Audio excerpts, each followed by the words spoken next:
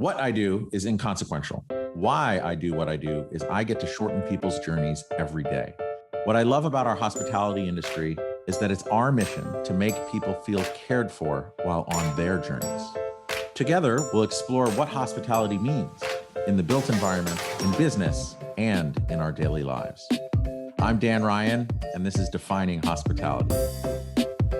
Hey everybody, I wanted to do something a little bit different this week. I just emceed and just got back from the Independent Lodging Congress, INDIEConFab, in Asheville, North Carolina.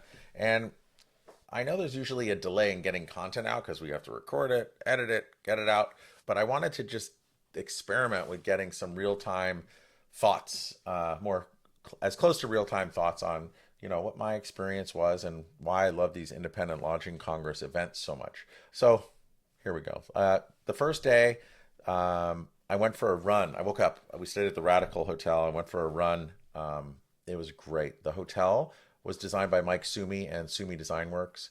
And as I was running under the bridge next to the river, I saw this huge black bear come across the path in front of me. And it was wild, and it was hot, and it was very unusual and super exciting to see that. And I think it really set the tone for what would be a very unusual and interesting day, or 2 days. On the first day, they do this, I think it's called an immersive experience. And one of the things I love about Independent Lodging Congress is that there's this intentionality about having these kind of disorganized moments. So for instance, we walked along the river and we went to this Wedge Brewing Company. So it was really hot. So you're meeting people and talking to them that you might not have met before, sweating, walking to the Wedge Brewing Company, where we met a pretty cool GM there named Lucius T. Wilson. And he shared that the brewery was originally an artist-driven business. And what was really funny is they started with a passion for making great beer, not to make money. And then, as so many businesses are, when you start, you're following a passion, you're trying to make something out of nothing. And then Lucius has come in and really focused on turning it into a really great business. And he gave us a tour. We got to sample some of the beer. And then I was very intrigued because we went back into where they brew it and we saw their brewmaster doing all the stuff that the brewmaster does. But it inspired me to not only want to drink more beer, but also experiment with brewing. I also really want to have Lucius on the podcast at some point because he was a really great storyteller. After that, we walked up the road a bit more, sweating, and we went to this, I guess it would be a campground, but it's more of a hotel. It's very hybrid, and we'll talk about that a bit more in the experiential hospitality segment, but it's called the Wrong Way River Lodging Cabins, and it opened about 2 years ago, and it's Shelton and Joe were the owners and developers and chefs and bottle washers and cooks and basically the developers, operators, and true entrepreneurs at heart. And they built this really cool, they're almost like these elevated A-frames on these big concrete pillars that's built in the floodplain of the river. And it's a northward flowing river, which is why they called it the Wrong Way River Lodging Cabins.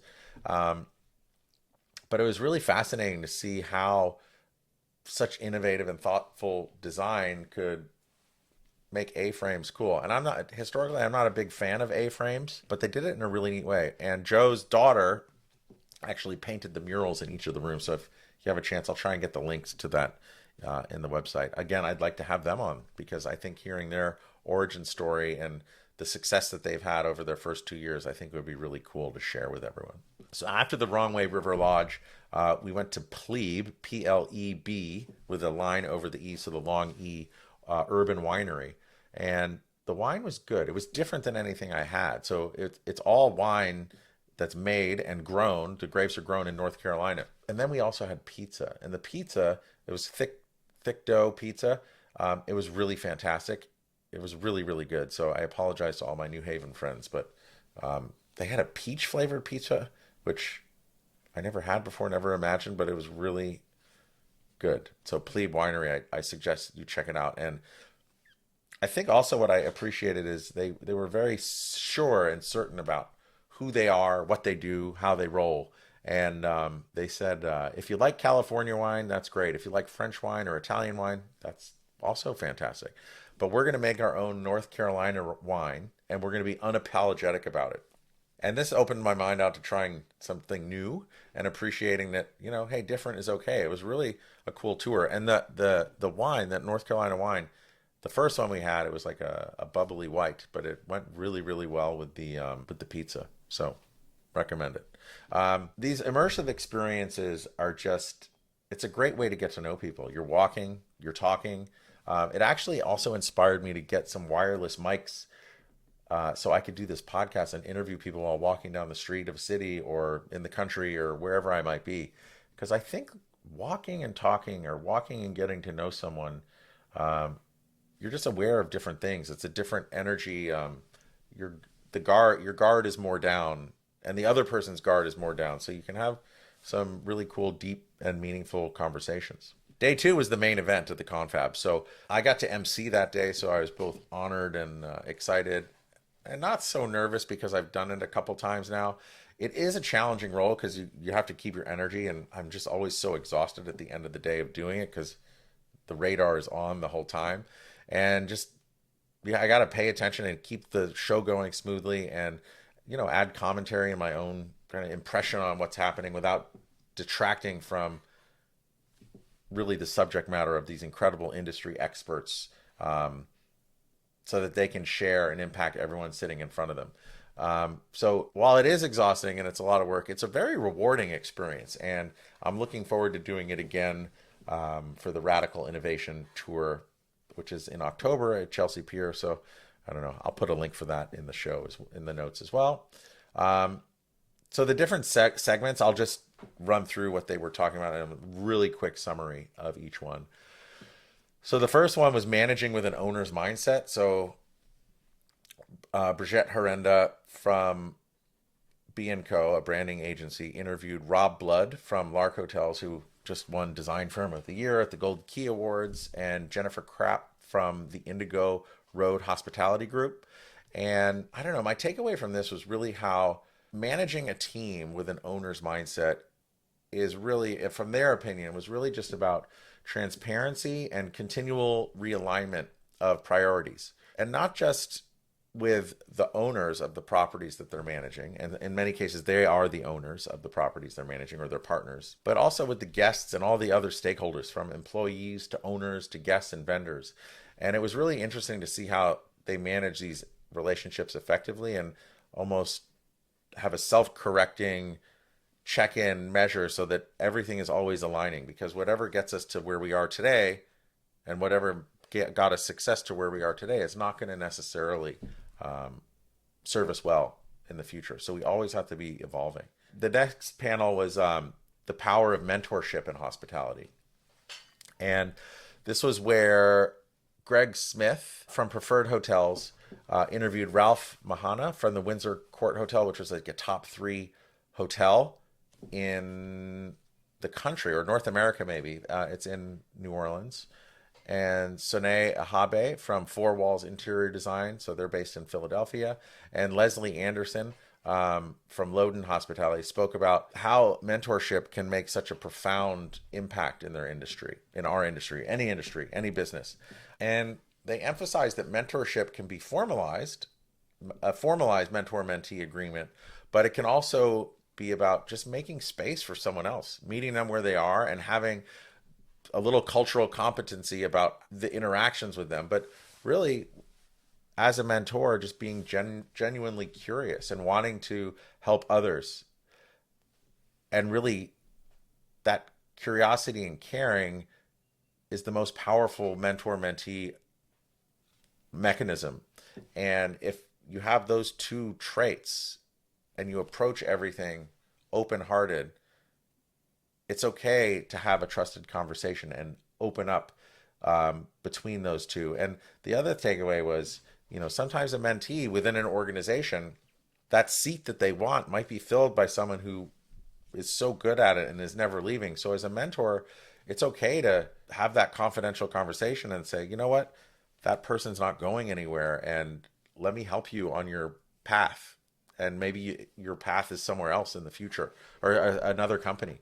And our paths will cross paths in the future. One of the most impactful talks I felt was from Kimberly McGlonn, who was also on this podcast, but she's the CEO of Grant Boulevard and Black Ivy out of Philadelphia. And she delivered a powerful talk on leadership, hospitality, and exceptional design.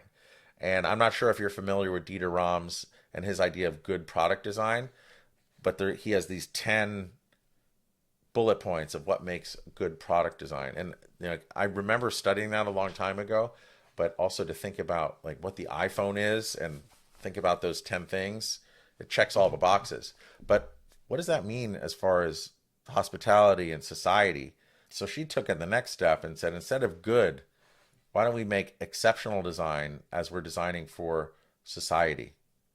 And it includes making space for quiet, communicating tenderness, and extending services to neighbors. And that was just some of them. She came up with 10, but it was really fantastic. And she's writing a book about it, so I don't want to give away too much of the plot. But again, always good to see her, and she always helps me think about things a little bit differently. So I thank her and Andrew and the whole ILC team for getting her there to do her talk.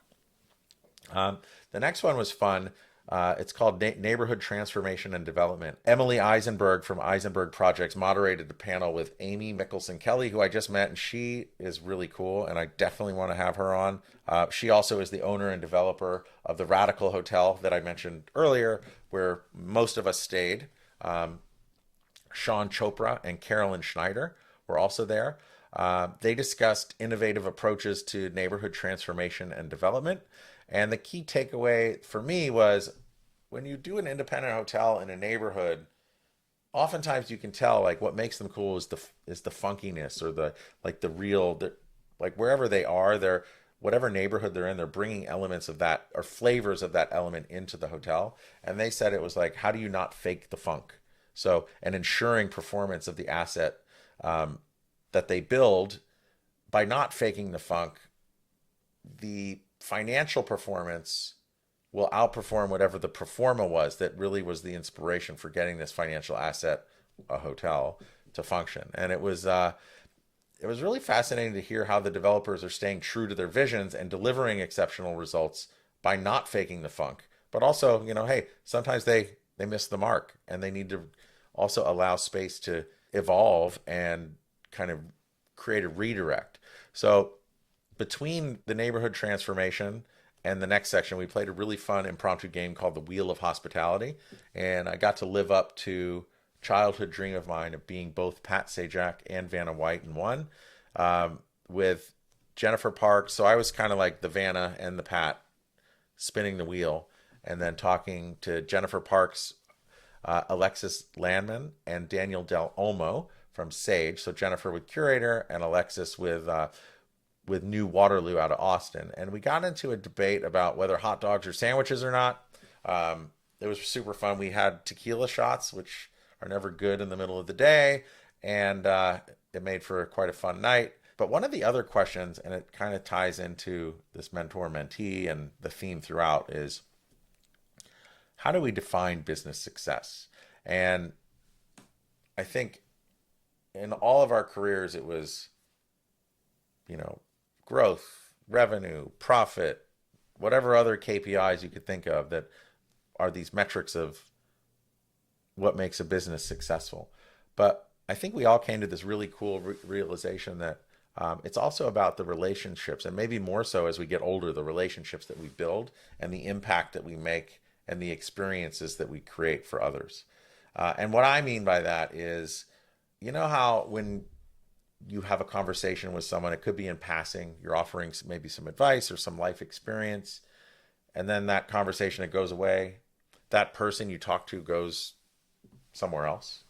They go on with their life, and maybe a few years later, you've forgotten about that conversation, but you meet up with that person that you had that conversation with, and they said, oh, when we talked, you really changed the way I think about things. Or I listened to your podcast and you asked a question of one of the guests and it helped me get the courage to start a business, or it made me rethink what my career path was. If each one of those impactful moments could be like a firefly and like a flicker to me, my big KPI is imagine all those flickers being out, and sometimes you don't even know what they are. So it might not be rewarding in many ways. But if they were to all come back and you fill up like a glass orb, and it becomes a light or a beacon, to me somehow, and I need to think about this more. It's like more of a thought experiment, but however bright or big that orb is growing, to me is, I think, what is driving me to think about what success looks like. Finally, we had a panel on experiential hospitality where Sheena Brittingham from Vita Design interviewed David Better from Castle Peak Holdings, Chris Osaka from Tomu, which is a prefab kind of cabin housing unit, hotel rooms that are prefabbed in a factory and shipped to site and put on foundation of some kind, and then Laron Turley from Lodge Camps. My takeaway from that one was a couple different things, but really, like, I thought everything was called outdoor leisure for these hospitality experiences that are outside, whether it is camps, cabins, hotels, near parks, near golf courses, near ski resorts. But somehow it's turned into this idea of experiential hospitality, not necessarily outdoor leisure. And I'm just intrigued by that, and I want to dig into that a bit more. And I have a guest coming up soon to talk about that as well, named Nathan Nichols from Storyco. So we'll jump into that one. And I guess overall, the Independent Lodging Congress and INDIEConFab and all the different events that they do, I don't know, they're just an always never a letdown.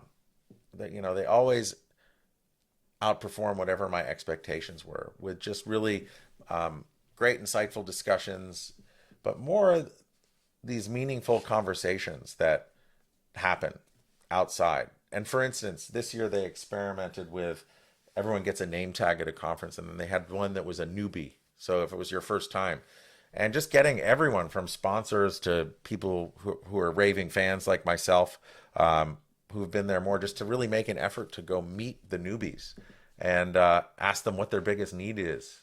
Like, what do they want to get from this? And I don't know, just get to learn more about people and connect with people on like a real level. It's not as transactional and passing as many other conferences. So I'm just grateful to have been a part of it, and also to have been on the advisory board, and to really just be a raving fan and still being asked to come and be a part of it. And the other great thing about ILC, and I would also say other conferences, is you get out of it what you put into it.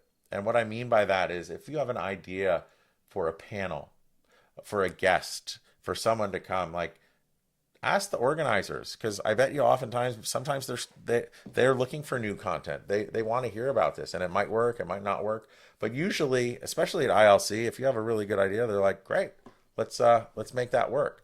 So thank you for all of you for letting me experiment and kind of give my thoughts. And I guess in final closing, thank you to Andrew Benioff, but also Andrew, as you know, the founder and leader of ILC. It really couldn't have been done without his awesome team of Meg, Julia, Shannon, Susanna. So it was great to have fun with all of you and finish up at the bar on top of the Radical, as I thought a tornado was going to come in, but it was just a torrential downpour, and it was like getting sprayed with champagne at the end of a big game or something. So it was just a great way to end. And thank you all very much.